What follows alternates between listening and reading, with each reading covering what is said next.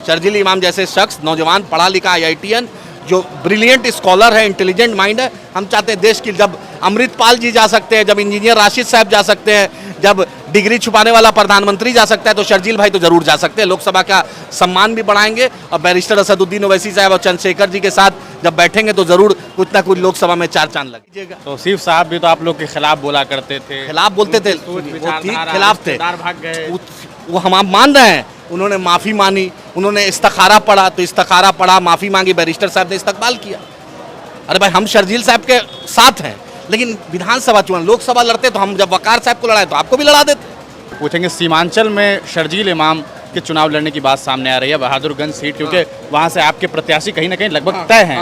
वहाँ पर शर्जील लड़ रहे हैं चुनाव, और क्या शर्जील ने इमाम से कोई संपर्क किया या आपने कुछ ऐसा, और क्या कुछ उनको किस तरीके से? देखिए, हम विधानसभा चुनाव बहुत ही लोकल लेवल पे होता है। शर्जील साहब की कुर्बानी को सलाम करते हैं, उनके साथ नाहक हुआ, उनके साथ ज्यादती हो रही है, हम सब करते हैं, लेकिन विधानसभा चुनाव बहुत ही लोकल होता है।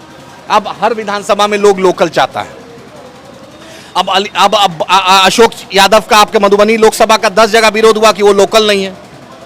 बक्सर में जो चला गया तो गोपालगंज से मिथिलेश तिवारी है, क्या नाम था भाजपा का कैंडिडेट, उसको लोकल, और वहाँ सुरजापुरी बिरादरी है, शेरशाहवादी बिरादरी है, कुल्हैया बिरादरी है, सेखड़ा बिरादरी है, वहाँ की भी बिरादरी है, उसको भी तो हक है कि MLA MP बने।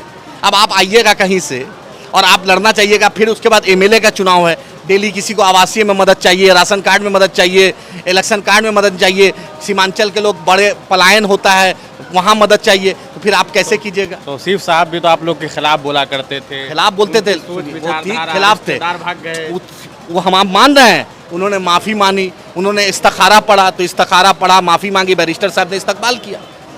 अरे भाई, हम शर्जील साहब के साथ हैं, लेकिन विधानसभा चुनाव, लोकसभा लड़ते तो हम जब वकार साहब को लड़ाए तो आपको भी लड़ा देते।